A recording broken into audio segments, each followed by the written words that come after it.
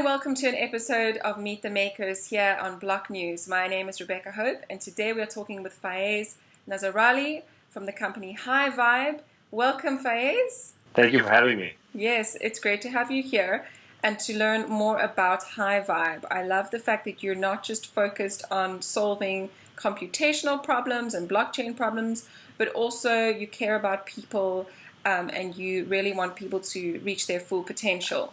So let's talk about your journey, where you came from, and how you came to creating High Vibe. Yes, so I've been an entrepreneur since I was very young. I've always been akin to solving problems and seeing how people act in the world, how people live in the world, and got into tech quite early. And then my wife became an author when I was still working in my corporate job, and I found that super interesting, and also it really opened up big dimensions to me in the personal development sphere.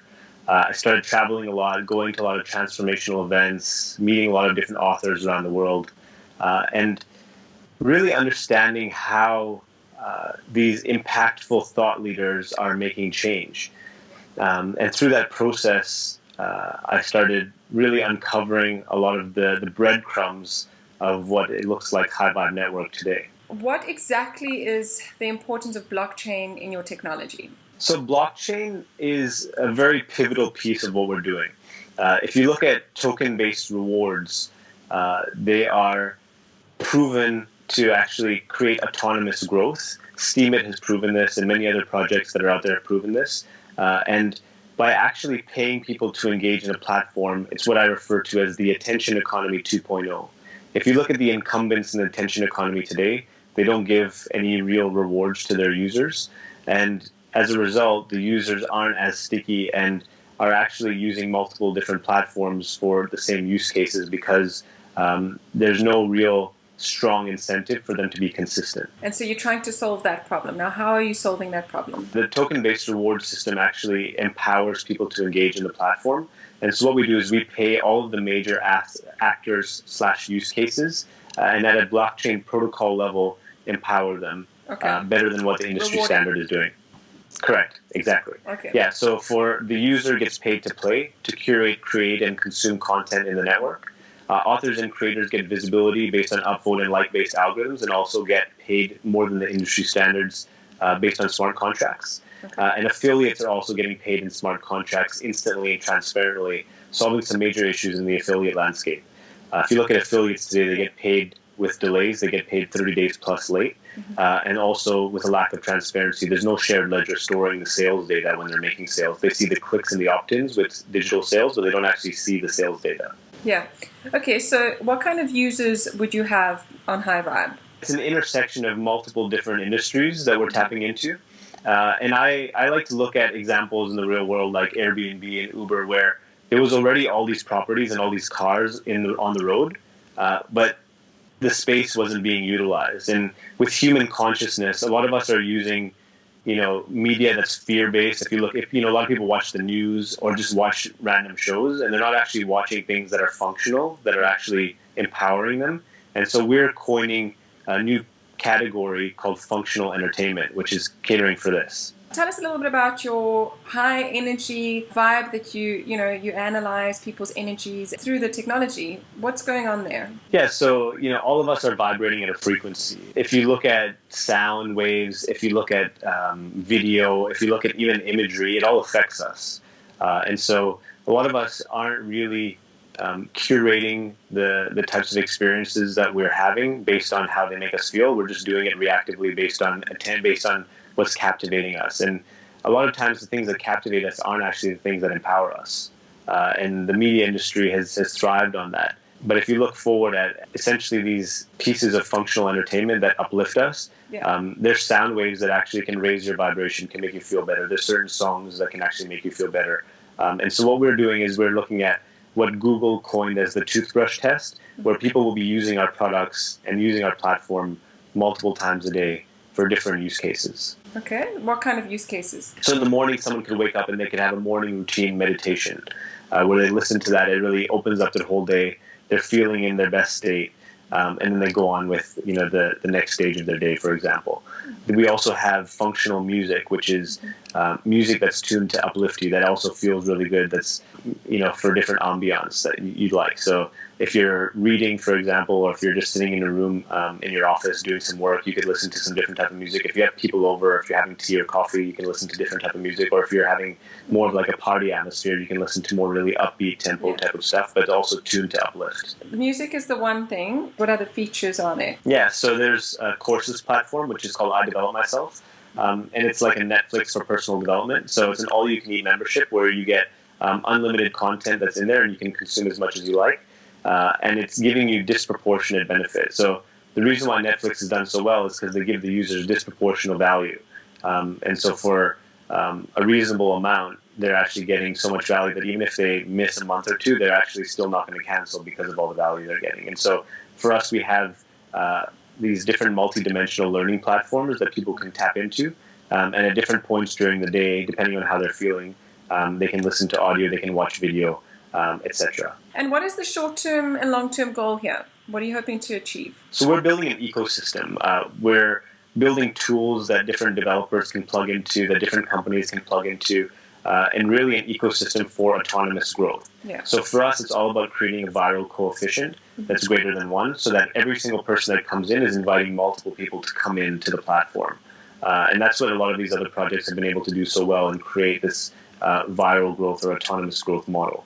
Yeah. And for us, looking long term, we want to be the next generation social media platform. So if you look at the next generation of Facebook, or what the next version of Facebook's going to look like, it's not going to be another MySpace. It's going to be an experience platform in our view, where people can put on a VR headset or they can listen to audio, but they're doing peer-to-peer interaction, and they're able to have token-based rewards where if they're watching an ad, they're earning for watching the ad, or if they're participating in the platform, they're actually gamified for that experience. Yeah. Wow. So that's a big goal to have, to replace Facebook.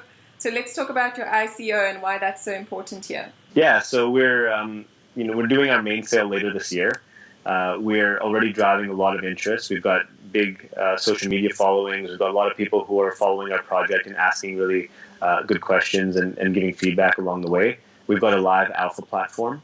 And for us, the token sale is really not only about the fundraising, but really about getting users on board and getting our tokens in the hands of the people who are going to be with us long term and creating longevity in the platform. Okay, so what is the soft cap and the hard cap? Yeah, the soft cap is $2.5 million, and the hard cap is just short of $45 million. And how would you allocate those funds? Yeah, so the funds are going into marketing, they're going into development, and they're going into ecosystem growth. Let's talk about the marketing and what's the strategy. Have you thought about that? Have you partnered with some sort of company? Yeah, we're actually just about to announce our CMO, which is David Song. He's part of Block Collective, which is a big marketing agency, and they've been a partner for us for quite some time, and he's in love with our project and very, very happy to join hands with him. Our goal is to take it to millions of users, and we have different milestones to get there. And we have 3 distinct avatars that we're tapping into. And so we have the crypto investor avatar, who's younger generation, interested in digital currency, who's already investing in a lot of token sales, and really someone who's conscious as well, and someone who's looking at developing themselves further. Then we also have the people who are the incumbents in the personal development industry, so a male and a female demographic, and we're looking to target these on various different channels. So we're going to use existing social media channels. We're going to use media buying. And then we're going to use a really strong retargeting strategy so that people continuously see us if they've already seen us. Mm-hmm.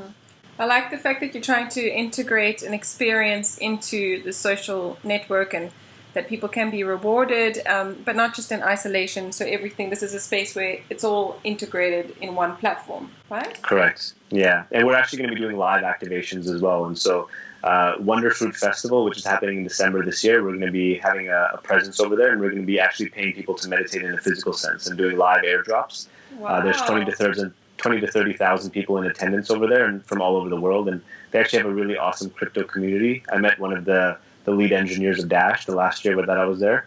And so, yeah, super exciting. And we're definitely going to be doing this around the world at physical events and building community that way as well. Well, it's huge. I mean, I know in South Africa, where I'm from, at least the yoga community is massive. So when they have their events on the beach, there are just thousands of people meditating and doing yoga.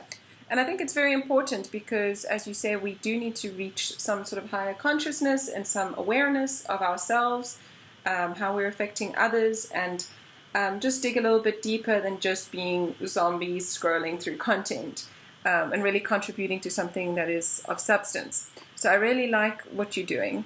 It's very different, and it's not just analyzing numbers. It's also, its main focus is for the people, to empower people. Yeah, I'm glad you pointed that out, Rebecca. So for us, we're a common interest organization. We're not just doing this for the money or doing this for self-interest. We're actually doing this for collective growth and for common interest of humanity. And so for us, that's a very big litmus test for everyone we bring into the team, that they're actually aligned with common interests and they're not just in it for the short term. And we really are building for mass market adoption. If you look at the crypto community today, it's 92% male and about 8% female. And so you're definitely a minority in this world at the moment, which is going to change, and we're going to be part of that change. And so for us, we're really looking at how we can help lay women adopt crypto.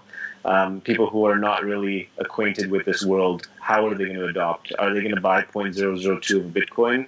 Probably not. They might actually buy high vibe tokens that are aligned with their interests, that are really in the community that they're already part of, and that they can have higher denominations because of our tokenomics model. Yeah, I think that's really attractive for people who want to get involved in a higher level of thinking. We're at a point where we can move past just analyzing data and, return on investments and all that. That's all a given, but let's do something more than that, and let's really make an impact and change, as you said, the demographics of certain spheres and industries. And it's really just about community and people feeling that they're invited, and that, it is a space where they can collaborate in. So thank you for doing that. That's really fantastic. I'm going to go check it out. Do you have a product that's already launched? Yeah, we have an alpha. Okay. So highvibe.network/alpha is live. And also our website is highvibe.network. We have several different apps that are going to be launching. You can have a look in our roadmap in the white paper, which is constantly being updated and enhanced. And yeah, there's several different pieces that are coming together for that. Okay, perfect. We're talking to Faiz Nazarali from High Vibe in Sydney, but originally from Canada. Thank you so much for joining us today. Thank you, Rebecca.